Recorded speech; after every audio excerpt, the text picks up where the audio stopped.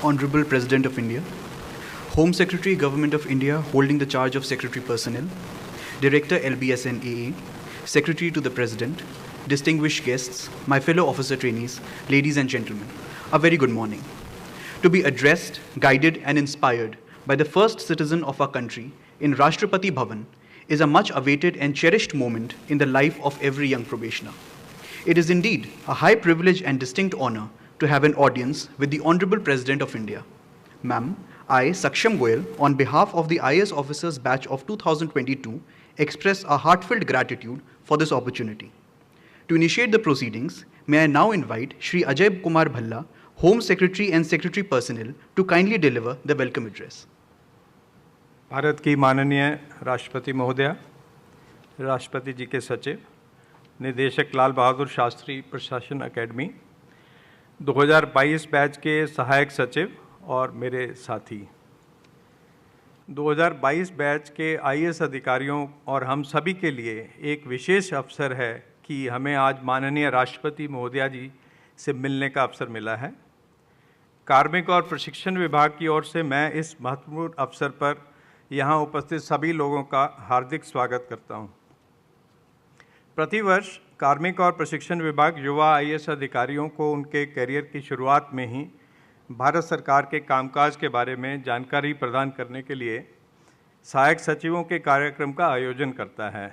2022 batch के हमारे साथ मौजूद अधिकारी मसूरी में अपने प्रशिक्षण को दूसरे चरण से पहले अपने जिला प्रशिक्षण के बाद इस कार्यक्रम के लिए 8 सप्ताह के प्रशिक्षण के लिए दिल्ली में आए हुए हैं।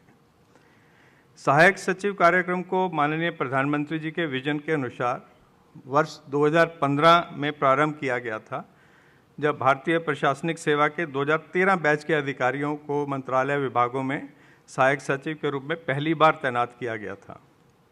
तब से लेकर अब तक कोविड महामारी के दौरान वर्षों को छोड़कर ये कार्यक्रम लगातार सफलतापूर्वक चल रहा है।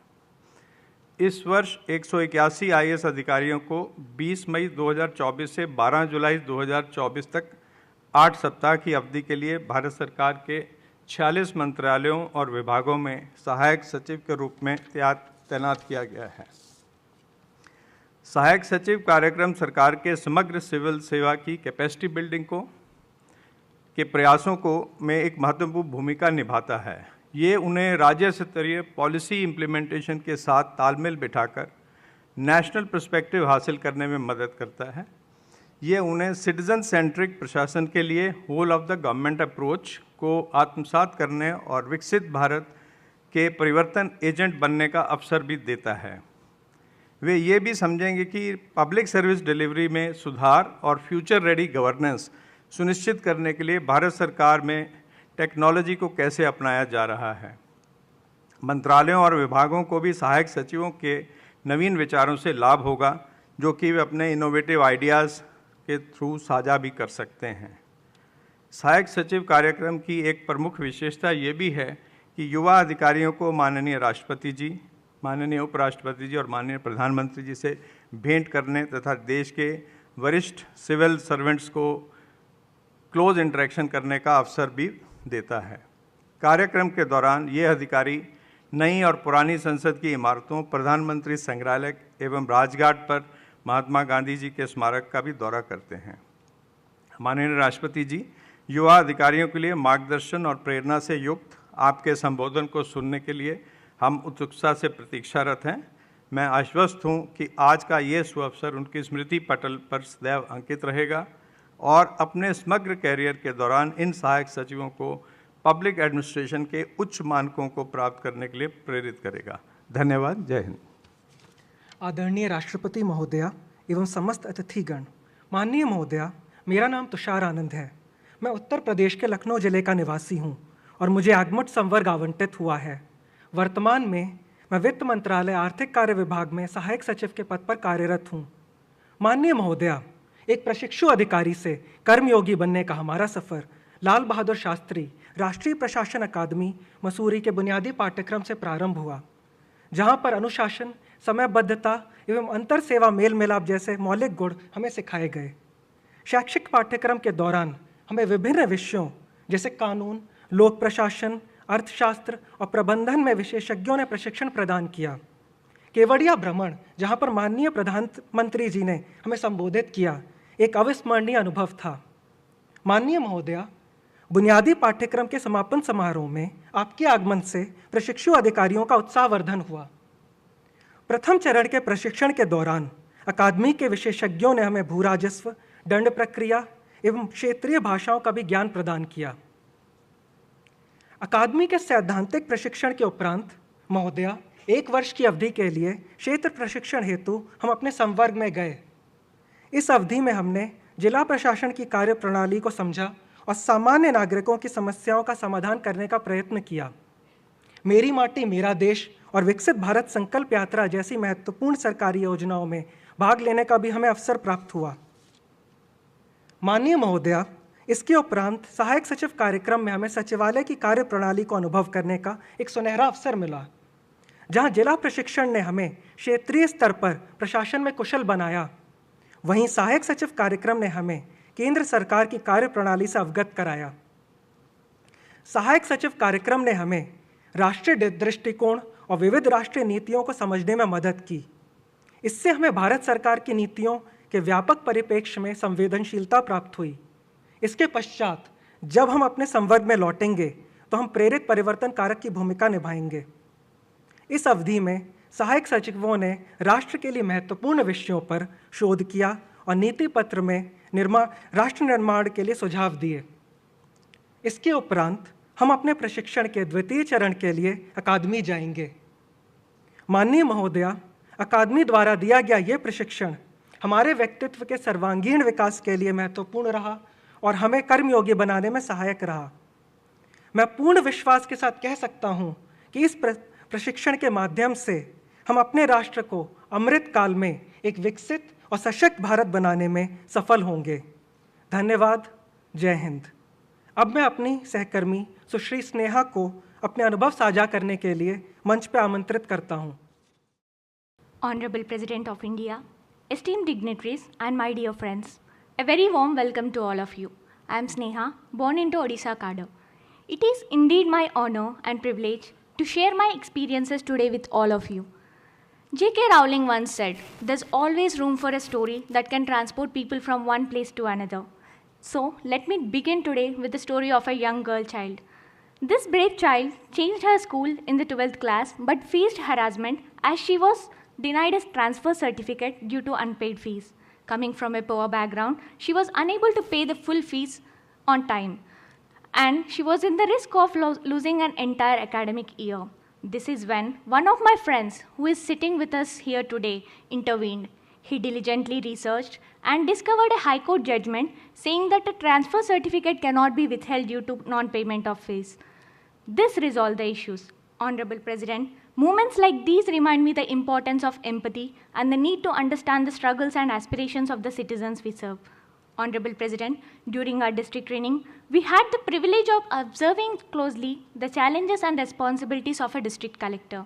Remarkably, my district magistrate was an inspiring figure who continued her duties diligently until just 3 days before her delivery, not allowing pregnancy to hinder her commitment. Adding to this, the experience of moving to a new state like Odisha and learning language Odia has been an incredibly joyful experience. Honorable President, as we embarked on our journey from various districts to the hinterland, to the heart of India, that is Delhi, we found ourselves transitioning from familiar grounds to the intricate corridors of the central government. The lessons in noting and drafting imparted during phase 1 of our training at the academy found practical application during our independent assignments as undersecretaries. Honorable President, our visit to the Prime Minister's Sangrahalaya offered a unique opportunity to walk through the timeline of India, showcasing our country's journey from independence to the present day. The morning serenity and peace we found at Rajghat with the eternal flame ignited a fire within us to be always guided by Mahatma Gandhi's principles. The attachments to National Investigation Agency and Intelligence Bureau gave us a head start in understanding the security scenario at the national level. Walking through the old buildings of Samvidhan Sadan, we could hear the whispers of history while the new parliament building represented the progress and democratic essence of our country. We are now inspired to take on the mantle of citizen-centric administration and being change makers for Viksit Bharat. Thank you and Jai Hind. प्रिय officer trainees, आज मुझे IAS के 2022 batch के आप सभी युवा अधिकारियों से मिलकर बहुत प्रसन्नता हो रही है। सिविल सेवा परीक्षा में उच्च स्थान प्राप्त करके आईएएस के लिए चुना जाना प्रतिभा के साथ साथ कठिन परिश्रम तथा लक्ष्य प्राप्त करने के प्रति निष्ठा का परिचायक भी है। इसलिए मैं आप सबकी विशेष सराहना करती हूँ। मैं वुमेन ट्रेनी ऑफिसर्स की विशेष सराहना करती हूँ क्योंकि मैं जानती हूँ कि जीवन के किसी भी क्षेत्र में आगे बढ़ने के लिए महिलाओं को अनेक सीमाओं का सामना करना पड़ता है। मुझे ये देखकर खुशी होती है कि आईएएस में महिला अधिकारियों की संख्या बढ़ रही है। ये हमारी समाज और देश के विकास का एक बहुत महत्वपूर्ण आयाम है। मुझे बताया गया है कि आपके तुरंत बाद के यानी 2023 बैच के आईएएस ऑफिसर ट्रेनीज में महिलाओं की संख्या 42% है। ये एक अत्यंत गौरवशाली कीर्तिमान है। इसमें मुझे भारत के विकास की शानदार तस्वीर दिखाई देती है। मैं समझती हूँ कि प्रशिक्षण के दौरान आपको देश, समाज तथा प्रशासन से जुड़ा जो ज्ञान और अनुभव मिला है वो आपके पूरे करियर के दौरान आपके लिए सहायक सिद्ध होगा। मुझे बताया गया है कि आजकल सहायक सचिव कार्यक्रम के जरिए आप सबको करियर के शुरुआती दौर में ही भारत सरकार के कामकाज से अवगत कराया जा रहा है। आप सबको अत्यंत वरिष्ठ और अनुभवी अधिकारियों के मार्गदर्शन में काम करने का अवसर भी मिल रहा है। ये एक्सपोजर आपको देशव्यापी दृष्टिकोण प्रदान करेगा। जब आपकी पोस्टिंग किसी क्षेत्र में होगी तब नीति निर्धारण करने और निर्णय लेने में ये नेशनल पर्सपेक्टिव का लाभ आप सबको मिलेगा। हमारे देश में आईएएस को ड्रीम जॉब माना जाता है, यानी आप सब ऐसे पदों पर कार्यरत होने जा रहे हैं जिन पर पहुंचने का सपना हर वर्ष लाखों युवा देखते हैं। बहुत बड़ी संख्या में महत्वाकांक्षी युवा इस सपने को पूरा करने के लिए दिन रात मेहनत भी करते हैं, लेकिन ये अवसर केवल आपको मिला है कि इस प्रतिष्ठित सेवा के माध्यम से आप देशवासियों के कल्याण के लिए कार्य करें। स्वाधीन भारत में आईएएस की भूमिका को परिभाषित करते हुए सरदार पटेल ने कहा था कि सभी सिविल सर्वेंट्स को स्पिरिट ऑफ सर्विस के साथ काम करना चाहिए। उनका ये भी कहना था कि देश के सामान्य लोगों के साथ अपनेपन का व्यवहार करना हर अधिकारी का आवश्यक कर्तव्य है। आप जहाँ भी काम करें वहाँ अपने संवेदनशीलता, ईमानदारी तथा कार्यकुशलता की छाप छोड़ें ताकि वहाँ के लोग आपके जाने के बाद भी आपके योगदान को सदा याद रखें। आईएएस अधिकारी देश के विभिन्न क्षेत्रों में उच्च पद पर कार्यरत है। आज भारत दुनिया के विकसित देश के साथ कदम से कदम मिलाकर चलना चाहता है। अनेक क्षेत्रों में हम नई कीर्तिमान स्थापित कर रहे हैं। हाई टेक्नोलॉजी के इस युग में जो अब देश दुनिया की हर जानकारी लोगों को रियल टाइम में मिल रही है, तो अब आपकी चुनौतियां और भी बढ़ जाती हैं। आप जब तक किसी भी स्कीम के सोशल या इकोनॉमिक गोल्स अचीव करेंगे तब तक लोगों की नीड्स, अवेयरनेस और एस्पिरेशंस और बढ़ चुकी होगी।